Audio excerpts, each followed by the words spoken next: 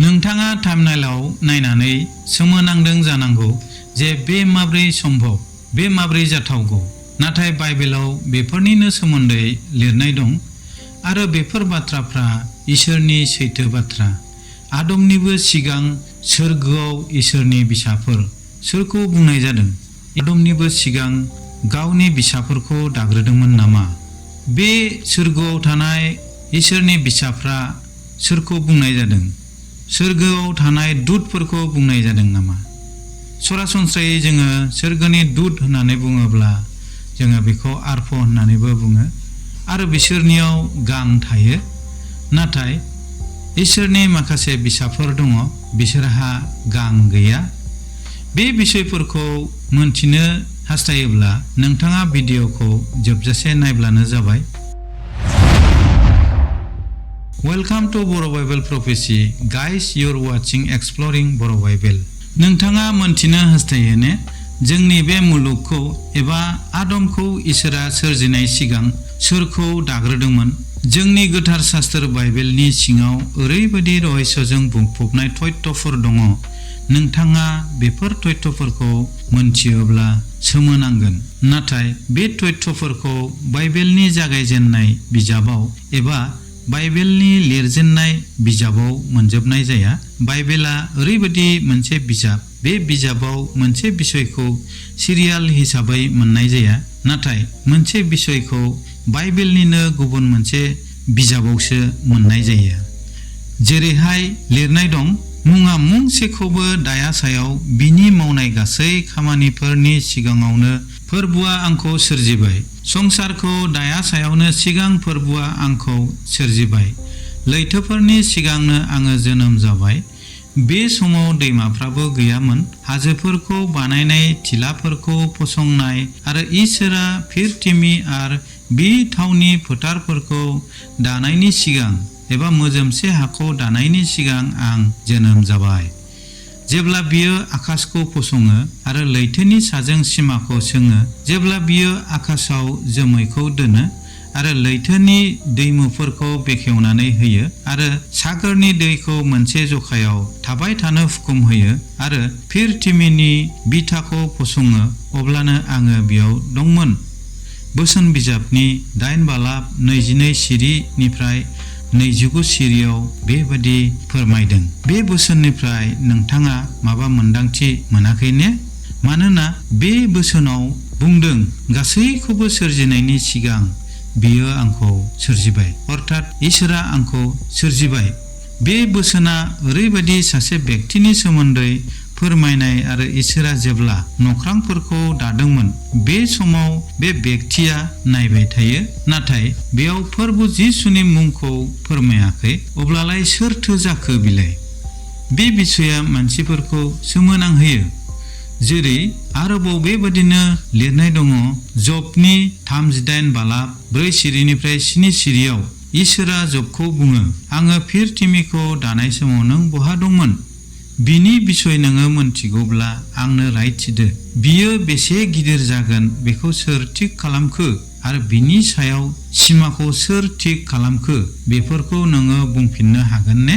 फिरथिमिखौ सुंनानै दोननाय खाम्फाखौ सोर हमथादों? संसारनि खनानि अन्थाइखौ सोर फसंदों? फुंनि हाथरखिफ्रा लोगोसेयै रोजाबो आरो आकाशनि बिरगोनफ्रा रंजानायाव हज्रिखावो। बेयाव जोबोद सोमोनांनाय मोनसे बिसय बाथ्राया बेनो जे इसोरा सोरजिबाय थानाय समाव फुंनि हाथरखिफ्रा लोगोसे रोजाबो होनदों। बे फुंनि हाथरखिया सोर बेलाय? इंलिसाव बेखौ मर्निं स्टार्स होननानै बुंदों। फुंनि हाथरखिया थारैनो सोरगोनि दुतखौ बुंनाय जादों। बे समाव सोरगोनि दुतफ्रा दंखायोमोन आरो आकाशनि बिरगोनफ्रा सोरखौ बुंनाय जादों? बेखौबो इंलिसाव सान्स अफ गड होननाय जादों। बेबादिब्ला इसोरहा गावहानो हिन्जाव दङमोन ने? गोबाङानो बेखौनो बुङो, नाथाय बे सैथो बाथ्रा नङा। मानसिखौ इसोरा गावनि फिसा होननानै जेरै बुङो, बेबादिनो सोरगोआव गोबां इसोरनि फिसाफोर दङ। बाइबेला बेखौ जोंनो फोरमान होयो। बाइबेलनि गासैबो बाथ्राया सैथो, मानोना जोंनि इसोरा गोथां इसोर आरो बियो न्याय इसोर जानायखाय माब्लाबाबो नंखाया बिनियाव जायगा मोना। सोरबा सोरबा सोरगोआव थानाय एन्जेल्स एबा दूतफोरखौनो इसोरनि बिसा होननानै बुङो नाथाय बाइबेलाव जोंनो क्लियार मोनथि होयो दि एन्जेल्स आरो सन्स अफ गड बिसोरखौ सोरगोआव इसोरा मोननै रोखोमनि जिब दादों सोरगोआव इसोरनि फिसाफोर सन्स अफ गड होननानै बाइबेलाव मेनसन खालामनाय दङ आरो बिसोरो दूतफोरनिफ्रायबो एबा एन्जेल्सनिफ्रायबो जौसिन एबा स्पेसियेलसिन होननानै बुङो बेबायदिनो गितफोरनि 89 सिरि इसोरनि सभायाव इसोरा गावनो गसंदों बियो इसोरफोरनि गेजेराव बिसार खालामगोन होननानै नाथाय इंलिशनि किं जेम्स भार्सनाव बेबायदि बुंदों गड स्टेन्डेड इन द कंग्रेगेशन अफ द माइटी ही जज एमंग द गड्स बेयाव इसोरखौ गड एबा जिखौ केपिटेल लेटारजों देखायनाय जादों बिनि ओंथिया इसोरखौ बुंनाय जादों आरो गुबुन मोनसे गड्स बेखौहाय स्मल लेटार्सआव देखायनाय जादों आरो बेखौ बां सानरायाव बुंदों बेनि ओंथिया इसोरफोर होननानै बुंनाय जादों थारैनो बे गड्स एबा इसोरफोर होननाया सोरखौ होननाय जादों बेखौ निश्चय इसोरनि बिसाफोर सन्स अफ गड खौनो बुंनाय जादों इसोरा जेराव थायो बियो सोरगोआव इसोरनि मोखां डिभाइन काउन्सिल दङ जेराव बियो न्याय बिसार एबा गोनां बिसयफोरखौ डिसिसन खालामो इसोरा गावनि सिंहासनाव जेब्ला माबाफोर डिसिसन एबा बिसार खालामनांगौ जायो अब्ला बियो बिरगोनफोर एबा गावनि फिसाफोरखौ लानानै बिसार खालामो अब्ला जोंनि इसोरा एसेबां बोलोग्रा गासैखौबो हाग्रा जानानै सोरगो नख्रांफोर आरो पृथ्वीनि गासैनिबो क्रिएटर जानानैबो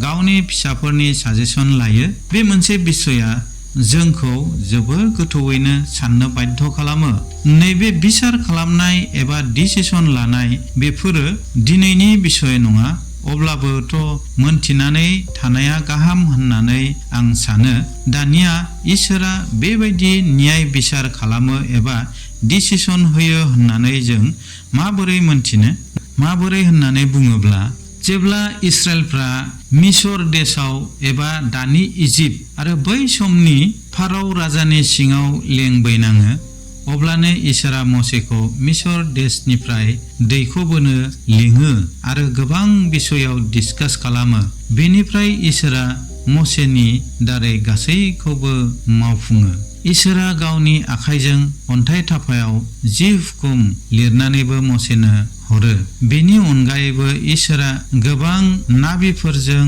सावरायदों बेफोरखौ बुंजोबनांगौआ गोब्राब आरो जेब्ला मसेया बे 10 हुकुमखौ इसोरनियाव लायनो थाङो 40 सान 40 हर गोबाव सम जानायखाय इस्राएलफ्रा मोसौ दानानै बेखौ फुजिदोंमोन आरो इसोरा राग जोंनानै इस्राएलफोरखौ बुथारजोबनो होननानै बुंनायाव मसेया इसोरखौ रायबथायो आरो इसोरा मसेनि खोथाखौ मानियो बेनि अनगायैबो इसोरा गोबां नाबिफोरजों सावरायदों बेफोरखौ बुंजोबनांगौआ जोबोद गोब्राब एखे रोखोमैनो जेब्ला सदम आरो गमरानि मानसिफोरनियाव पापा बांलाङो अब्ला इसोरा आब्राहामजों गोबाव सम सानलायदों जेरै जागायजेननाय 18 बालाब 20निफ्राय 33 सिरियाव नायोब्ला जों नुनो मोनो बेयाव इसोरा आब्राहामजों सानलायबाय थायो नाथाय इसोरजों फैफानाय सानै हौवाफ्रा सदम आरो गमरा थिङै ओंखारलाङो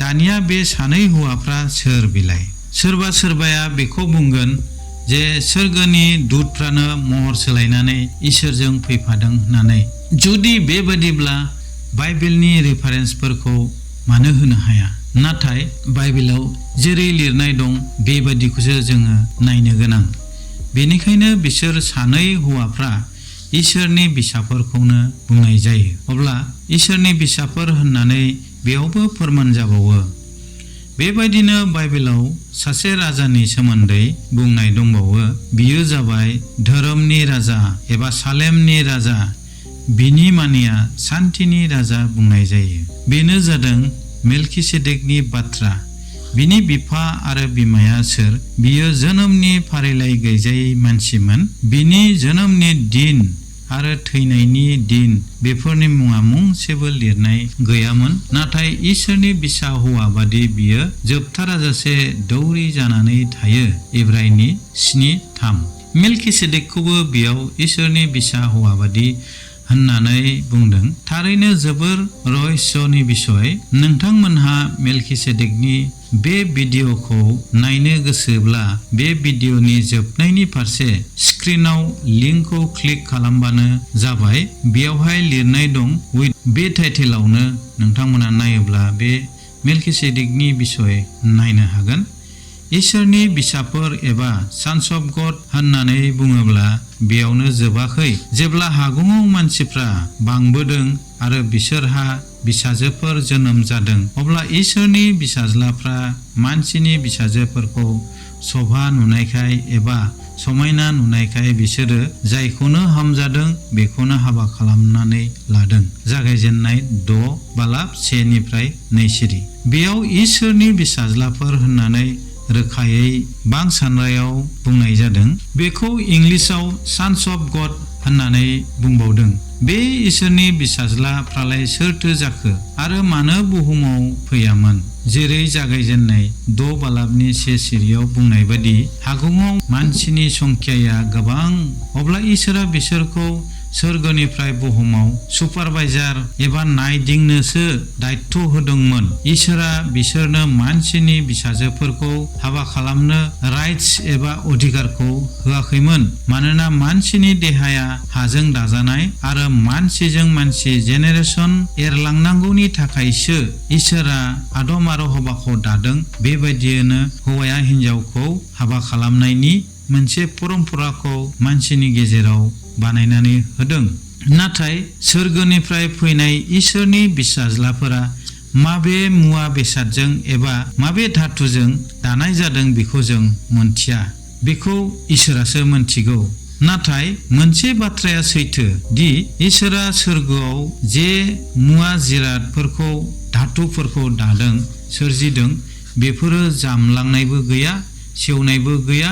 आरो जिसुआ बुंदों सोरगो रायजोआव हाबा होज्लायनाय जाया होननानै। मानोना जेनेरेसन एबा जोलै एरनांगौआ बुहुमावसो, सोरगोआव नङा। बेनिखायनो इसोरा बिसोरनो हाबा खालामज्लायनायखौ सापर्ट खालामाखै आरो बिसोरनि बिसाफ्रानो दानबफोर एबा गोदोनि बिरफोर होननानै बुंदों। बेबायदि उजिदों। बे बिसयफोरखौ बुक अफ इनकआवसो मोननाय जायो। मानोना जोंनि बाइबेलाव जागायजेननाय बिजाबाव बिनि सोमोन्दै बांद्राय डिटेल्सखौ होआखै। बेनिखायनो मोनसे बुक अफ इनक होननाय बाइबेल दं। नोंथांमोना बेखौ एमाजननिफ्राय बिहरनानै फरायनो हागोन। बे बिजाबाव लिरनाय बादिब्ला इसोरनि बिसाज्लाफ्रा 200 बे बुहुमाव फैदोंमोन।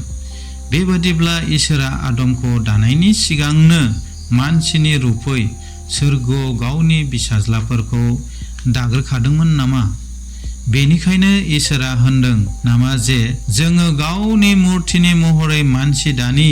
जागायजेननाय 1:26। बे इसोरा जोङो होननानै बांसानरायाव मानो होनखो?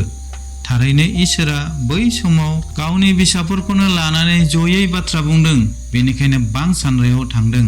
बांसानरायाव बुंजादों। सोरबाया होननो हागौ नङा, बे समाव बेखौ दानाय समाव जिसुआनो स्वयं दंमोन होननानै। नाथाय जोङो मोनथिगौ बिफा बिसा गोथार जिउ साथामजों सासेल' इसोर होननानै। बेनिखायनो जिसुआबो माबेबा समाव आं होननानै बुंदों। मसेखौ लेंनाय टाइमाव इसोरा इस्राएलफोरनो आङो सोरखौ होननानै खिन्थाहैनो होननानै सोंनायाव इसोरा बुंदों बे आंआनो होननानै। इसोरनि मुङा आं होननानै। बेनिखायनो बेयाव जेब्लानाखि मानसिखौ दादों बेयाव आं दानो होनाखै, नाथाय जों दानो, जोंनि रुबै होननानैसो प्लुरेलाव बुंनाय जादों। बेयाव मोनसे बिसय, इसोरा गावहा हिन्जाव दंमोन नामा?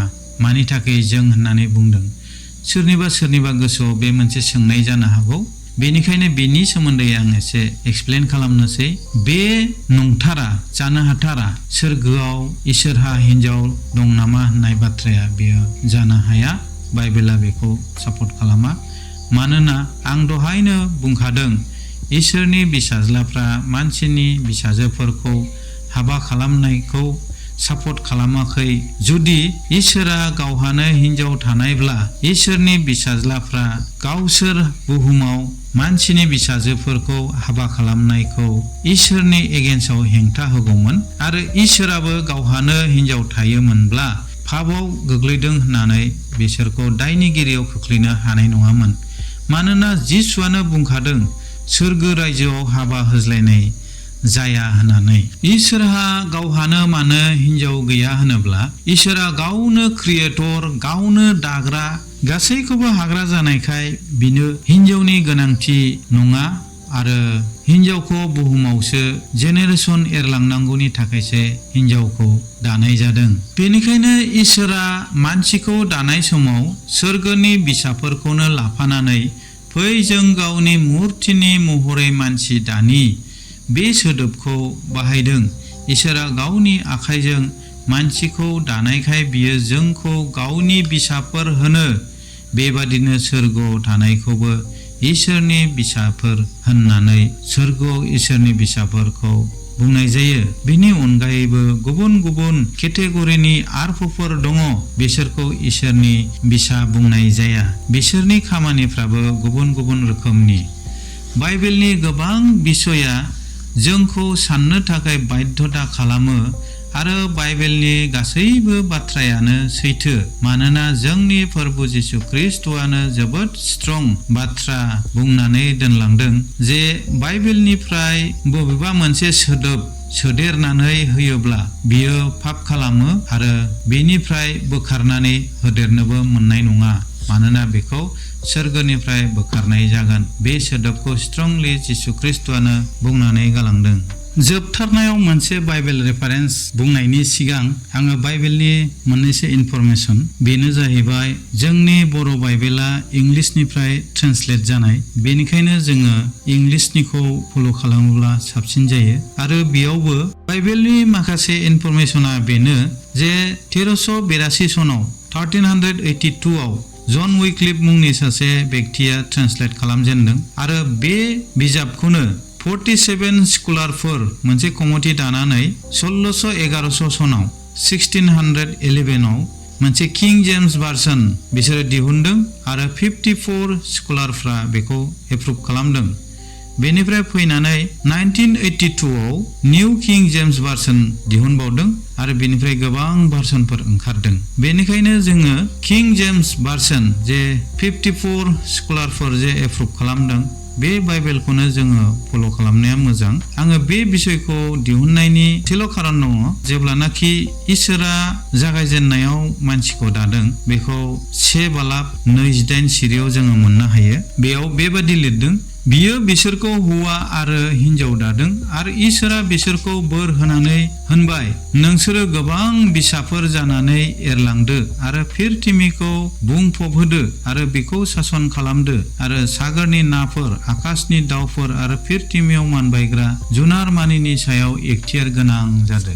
बेयावहाय नट खालामनो गोनां बिसया बेसो जे नोंसोरो गोबां बिसाफोर जानानै एरलांदो आरो फिरतिमिखौ बुंफबहोदो।